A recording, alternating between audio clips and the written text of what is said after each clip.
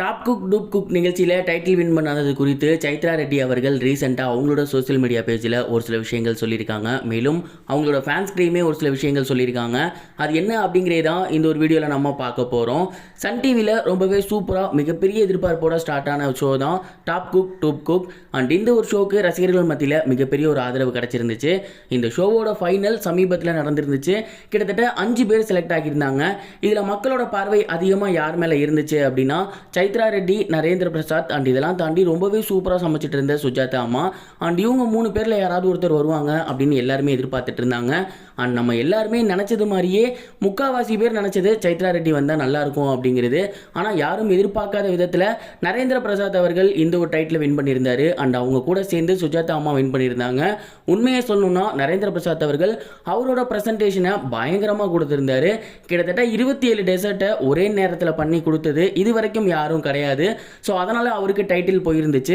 இதை பார்த்துட்டு ஏராளமானோர் அவருக்கு வாழ்த்துக்கள் சொன்னாலும் சைத்ரா ரெட்டியோட ஃபேன்ஸ் எல்லாமே கண்டிப்பாக இந்த டைட்டிலுக்கு டிசர்வான ஆள் அவங்க தான். ஏன்னா ஏகப்பட்ட முறை அவங்க அந்த வீக்கோட இதை ஜெயிச்சிருக்காங்க. அப்படி இருக்கப்ப எப்படி டைட்டில் போணுச்சு அப்படிங்கிற மாதிரி சொல்லிட்டு இருக்காங்க. இந்த ஒரு விஷயத்தை கவனிச்சுட்டு சைத்ரா ரெட்டி அவங்களோட சோஷியல் மீடியா பேஜில் ஒரு சில விஷயங்கள் சொல்லியிருக்காங்க. இந்த ஷோவில் எனக்கு ஆதரவாக இருந்த என்னோட ஃபேன்ஸ் எல்லாருக்குமே மிகப்பெரிய நன்றி. அண்ட் உங்கள் எல்லாருக்குமே நான் கண்டிப்பாக ஜெயிச்சு அந்த வெற்றியை சமர்ப்பிக்கணும் அப்படின்னு இருந்தேன். அன்ஃபார்ச்சுனேட்லி அது நடக்காமல் போயிருச்சு. அண்ட் நிறைய பேர் நீங்கள் தான் டைட்டில் வின்னர் அப்படிங்கிற மாதிரி சொல்லிட்டு இருக்கீங்க. ரொம்பவே ஹாப்பியாக இருக்குது. அந்த டைட்டில் ஜெயிக்கலைனாலும் உங்களோட அன்பு எனக்கு ரொம்பவே போதுமானதாக இருக்குது. அண்ட் இதெல்லாம் தாண்டி நிறைய பேர் என்பி டிசர்வ் இல்லை அப்படிங்கிற மாதிரிலாம் சொல்கிறீங்க. அப்படிலாம் கிடையவே கிடையாது. He is truly deserve. ஏன்னா அந்தளவுக்கு எஃபோர்ட் போட்டிருக்கான். நான் கூடவே இருந்து பார்த்துருக்கேன். அவன் எனக்கு தம்பி மாதிரி தான். அவன் ஜெயிச்சதில் எனக்கு ரொம்பவே சந்தோஷம். அண்ட் இதெல்லாம் தாண்டி சுஜாதா அம்மாவுக்கு என்னோட சந்தோஷம். என்டையர் டீமுக்குமே என்னோட மிகப்பெரிய ஒரு நன்றி அப்படிங்கிற மாதிரி ரொம்பவே எமோஷ்னலாக ஒரு சில விஷயங்கள் ஷேர் பண்ணியிருந்தாங்க. மேலும் இந்த வெற்றி என்பிக்கு மிகவும் டிசர்வான வெற்றி. இதை தவறாக பேசாதீங்க அப்படின்னு அவங்களோட ஃபேன்ஸ்ட சொல்லியிருந்தாங்க.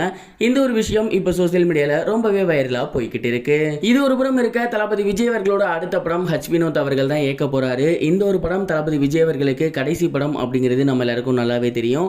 அண்ட் இந்த படம் முழுக்க முழுக்க அரசியல் சார்ந்து இருக்க போகுது அப்படிங்கிற மாதிரி தெரிய வந்திருந்துச்சு. சமீபத்தில் மஞ்சு வாரியர் இந்த படத்தில் இருக்காங்க அப்படிங்கிற பேச்சு அடிபட்டு இருக்கு. அதற்கு முக்கியமான ரீசன் என்னன்னா, ரீசெண்டாக அவங்க ஒரு இன்டர்வியூ கொடுத்துருந்தாங்க. அதில் வினோத் சார் இந்த படத்தில் உங்களுக்கு நல்ல ஸ்கோப் இருக்கான்னு தெரியல மேடம், ஆனால் அடுத்த படத்தில் நான் கண்டிப்பாக உங்களுக்கு ஸ்கோப் உள்ள கதையாக கொடுக்குறேன் அப்படிங்கிற மாதிரி சொல்லியிருந்தாராமா. ஸோ அடுத்த படம் இந்த படம் தான். அதனால் இந்த படத்தில் மஞ்சு வாரியர் அவர்களுக்கு நல்ல கதாபாத்திரம் இருக்குமா அப்படிங்கிற கேள்வி இருந்திருக்கு. அது மட்டும் இல்லாமல் பொலிட்டிக்கல் படம் அப்படிங்கிறதுனால கண்டிப்பாக மஞ்சு வாரியர் மாதிரியான ஒரு ஃபேஸ் இருந்துச்சு அப்படின்னா ரொம்பவே நல்லா இருக்கும். தளபதி அவர்களோட கடைசி படம் என்ன மாதிரியான ஜானருங்கிறது தெரிஞ்சிருச்சு. ஆனால் எப்படி இருக்க போகுது அப்படிங்கிறத பார்க்க வெயிட் பண்ணி தான் ஆகணும். நீங்கள் மஞ்சு வாரியர் உள்ளே இருந்தால் நல்லா இருக்கும்னு நினைக்கிறீங்களா? கமெண்ட் பாக்ஸில் ஷேர் பண்ணுங்க. இது வரைக்கும் கனெக்டிங் டிவிக்கு சப்ஸ்கிரைப் பண்ணனா மறக்காம சப்ஸ்கிரைப் பண்ணிக்கங்க. உடனடி அப்டேட்ஸ் பெறுவதற்கு நோட்டிஃபிகேஷன் பெல்லையும் கிளிக் பண்ணிக்கங்க.